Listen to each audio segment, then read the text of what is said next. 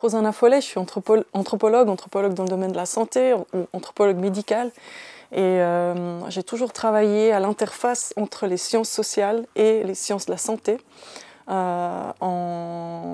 faisant un peu le lien entre ces différents types de sciences. D'une part, tout ce qui est théorie sociale, travail de réflexion, de savoir critique sur la société, et d'autre part, la pratique des soignants, la pratique des futurs soignants, et le travail véritablement qui peut être fait avec des patients, et les soins, et comment est-ce que ces deux types de sciences peuvent se rejoindre pour produire des transformations dans la pratique et amener des réflexions des sciences sociales aux professionnels de la santé, et aussi les mettre au bénéfice de la recherche. Voilà, très vite, en travaillant dans un service du CHUV, un service de soins palliatifs, et puis ensuite à la Haute École de Santé Vaud, je me suis intéressée à ce qui se passait dans le contexte de la fin de vie, donc l'expérience des personnes hospitalisées, mais aussi tout ce qui est prise en charge du mourir, décision en fin de vie, abstention thérapeutique dans certains cas. Toutes ces questions-là m'ont beaucoup intéressée. J'avais auparavant travaillé pendant mes études dans un EMS psychogériatrique, donc c'est par ces expériences que mes questionnements se sont élaborés, se sont construits. Et puis,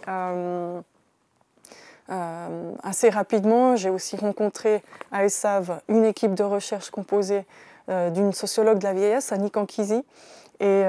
d'une équipe d'oncologie d'un hôpital régional avec lesquels on a réfléchi à des questions autour du soin oncologique aux personnes âgées et au développement de l'oncogériatrie. En même temps que ces développements d'oncogériatrie étaient en train de se faire dans le milieu médical, et qu'on commençait à penser à comment on pouvait traiter les personnes âgées. Est-ce qu'on devait forcément renoncer à leur offrir une chimiothérapie à partir du moment où ils avaient plus de 70 ans. Donc c'est dans ce contexte-là que j'ai amener des éléments d'anthropologie du médicament, donc tout ce qui se passe autour de la prise de médicaments, c'est ça qui nous intéresse, donc les usages pratiques, mais aussi symboliques autour des médicaments, plus que le médicament en tant que tel et son efficacité, même si ça nous intéresse aussi, c'est tout ce qui se passe pour la personne en termes d'expérience, d'usage, de rituels autour des médicaments. Et on a mené un projet en particulier sur la chimiothérapie orale. Donc, voilà, avec ces réflexions anthropologiques, on s'intéresse aux nouvelles pratiques, et la chimiothérapie orale en était une sorte de nouvelle d'innovation dans le domaine oncologique à disposition des personnes âgées. Et donc, on a mené des entretiens, des observations au domicile des personnes âgées pour comprendre comment elles vivaient la prise de médicaments chimiothérapeutiques sous forme de comprimés à la maison. Et est-ce que ça facilitait les choses pour elles? Est-ce que ça amenait de nouveaux enjeux? Ce sont des questions qu'on s'est posées dans cette étude. Et à partir de là, on a construit, élaboré de nouvelles questions. On s'est ensuite intéressé aux phases palliatives, puisqu'il nous semblait qu'on pouvait voir des personnes qui étaient en phase palliative à la maison sur un certain temps, sans être hospitalisées ou avec des hospitalisations de temps en temps, mais des personnes qui vivent à la maison dans cette phase palliative, ce qui nous a mené progressivement à s'intéresser plus qu'à la fin de vie, finalement à un vécu sur le long cours de ce type de maladie par des personnes âgées, donc de 70 ans et plus, a priori il y a quelques années qui étaient très peu considérées et qui tendent encore à être exclues de la recherche clinique de par leur fragilité présumée. Alors cette fragilité, on sait qu'elle existe, on sait qu'elle requiert des précautions de la part des soignants, mais que ça n'empêche pas qu'elle puisse être traitée en oncologie. Et puis, avec les nouveaux médicaments qui sont arrivés dans ce contexte en oncologie et dans les progrès qui ont eu lieu, on voit de plus en plus de personnes âgées, d'une part, qui sont atteintes de cancer traités pour un cancer, et d'autre part, des trajectoires qui évoluent et qui prennent la forme de trajectoires parfois suspendues. Donc, on a des personnes qui sont en phase palliative, tout en évoluant avec un cancer qui évolue plutôt favorablement. Donc, on ne peut pas dire qu'elles sont... on ne peut pas dire qu'elles sont complètement en rémission, mais on ne peut pas dire non plus qu'elles sont en fin de vie. Elles sont plutôt dans une forme de suspension. Et c'est cette expérience-là d'un vécu du cancer sur le long cours, avec des traitements et parfois sans traitement si ça évolue bien, mais tout ce qui se passe dans cette période de suspension de la maladie, c'est ça qui nous intéresse, et de voir comment la personne gère ses médicaments, son quotidien avec les soins qu'elle reçoit ou auxquels elle a recours. Ça peut être des soins médicaux, mais ça peut aussi être de l'homéopathie, ça peut aussi être de l'acupuncture, ça peut aussi être d'autres types de soins. On va vraiment suivre ces personnes dans le projet qui nous intéresse maintenant. Donc on démarre un nouveau projet financé par le Fonds national pour une durée de 3 ans et demi qui va s'intéresser spécifiquement aux personnes âgées qui sont dans ces trajectoires qui évoluent de manière suspendue ou de manière favorable. Et avec quelque chose aussi des acquis qu'on a eu par rapport à nos études précédentes, où d'une part on va plus seulement observer et interviewer les personnes de manière ponctuelle ou à un moment T de leur trajectoire, mais là on va véritablement les suivre pendant une année et on va faire un certain nombre d'entretiens, d'échanges avec elles par WhatsApp pour avoir accès à d'autres pointages, on va dire, qu'on va faire avec elles régulièrement. On va leur demander de pouvoir les suivre au moment où elles viennent à l'hôpital pour recevoir leur traitement, mais aussi à d'autres moments quand elles vont aller chez d'autres thérapeutes ou lorsqu'elles mobilisent des auto-soins ou d'autres types de pratiques. On va essayer de voir qu'est-ce qu'elles font avec cette question derrière de qu'est-ce qu'elles ont mobilisé durant leur parcours qui pourrait être utile à des personnes qui sont en début de parcours. Donc ça, c'est le deuxième objectif de cette étude qui est d'une part compréhensif, donc de comprendre ce qui se passe et de relier cette compréhension avec des enjeux de société, et d'autre part d'avoir une visée émancipatoire qui a pour but de servir à des personnes en début de parcours qui pourraient bénéficier du savoir expérientiel, du savoir issu de l'expérience de ces personnes qui sont déjà passées par là et qui vivent au quotidien depuis une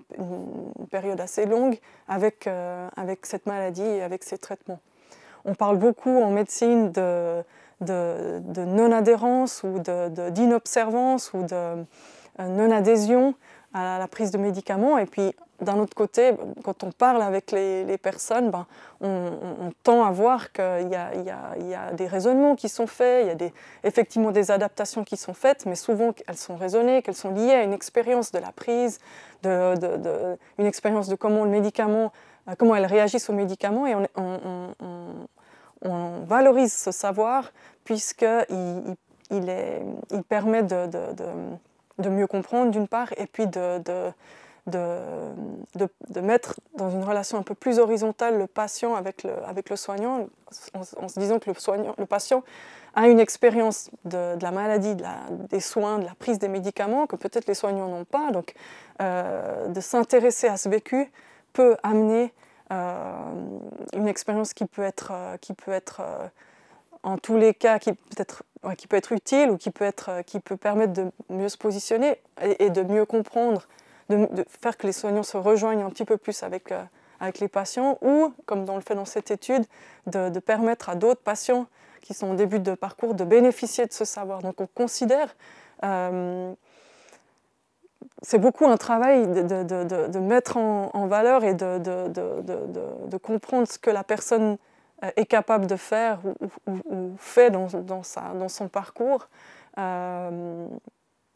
Et je pourrais donner l'exemple, par exemple, d'une étude sur la chimiothérapie orale où on demandait aux personnes de nous montrer comment elles prenaient leurs médicaments. Et puis en faisant ça, on a découvert les lieux de rangement improbables qu'elles avaient de cette chimiothérapie à la maison, qu'on a pu relier avec le fait que ce n'était pas un médicament anodin à avoir chez soi, alors que du côté des soignants, on pensait que c'était plutôt facile, que c'était des comprimés comme des autres. Et puis, en se rendant chez ces personnes et en leur demandant de nous montrer ce qu'elles avaient élaboré autour de ces médicaments, on voyait qu'il y avait beaucoup de précautions, des lieux de rangement spécifiques, des rituels de prise et des aspects qu'on n'avait pas anticipé. Puis après, il y a beaucoup d'autres exemples autour des médicaments. On sait que la forme de l'emballage du produit, que tout ça participe à une compréhension du médicament au-delà de la simple efficacité ou de ce qu'on va ressentir dans le corps. Donc toute la signification qu'on donne aux objets, aux médicaments, aux soins est intéressante pour nous et amène probablement un savoir en plus aux soignants qui n'ont peut-être pas le temps ou qui ne voient pas l'intérêt de s'intéresser à ces détails. Donc on a un souci du détail en anthropologie, de s'intéresser au quotidien, de s'intéresser à ce que les gens font, à ce que les gens vivent, à l'expérience qui apporte une autre perspective et qui est très proche de ce que les gens vivent. Et puisque les gens veulent être compris, entendus, pris en compte, je pense que ce savoir permet de se rapprocher et d'être dans une relation qui est plus à l'écoute et qui est une relation peut-être moins d'experts à profanes. Du côté des oncologues, puisqu'on parle de l'oncologie, je pense qu'il y a des mesures qui sont prises suite à ces recherches. Il y a une prise en compte des savoirs ou des résultats qu'on amène. Ça peut par exemple faire qu'on va mieux accompagner des personnes qui prennent des chimiothérapies orales à la maison, ou on va adapter, on va mettre en place un service téléphonique pour être sûr que ça se passe bien à la maison, ou on va mieux pouvoir discuter avec la personne de ce que ça fait de prendre une chimiothérapie à la maison et comment ils vont s'organiser. On va pouvoir mieux imaginer ce qui se passe à la maison. Et donc c'est des choses plutôt simples, mais ça va probablement permettre d'avoir une compréhension plus fine, et c'est ce qu'on nous dit du côté des oncologues. Je travaille aussi avec des pharmaciens, des pharmacologues, et puis les étudiants infirmiers, infirmières bien sûr, les étudiants en physiothérapie aussi. Et je pense que ça amène de la compréhension plus fine de ce que les gens vivent. Ça permet aussi de réfléchir à sa propre posture en tant que soignant, jusqu'où on va, et finalement de penser de rejoindre quelque part leur expérience, l'expérience des gens avec la sienne, de ne pas avoir une sorte de frontière où les patients seraient des personnes qui vivraient des choses qui n'ont rien à voir avec ce que vivent les soignants, alors que potentiellement on peut passer d'un bord à l'autre. Et je pense que ça permet d'être plus proche, d'être plus dans des formes de réciprocité entre patients et soignants. Et d'autre part, ça permet de réfléchir et de débattre en tant que soignant sur des questions de fond, justement. Est-ce qu'on doit continuer à traiter et avec quel coût? Enfin, ça peut aller de vraiment une aide qui est dans la relation de soins à comment je me positionne en tant que soignant, comment je m'engage dans la société, dans le système de santé, sachant qu'il y a ces problématiques qui se posent.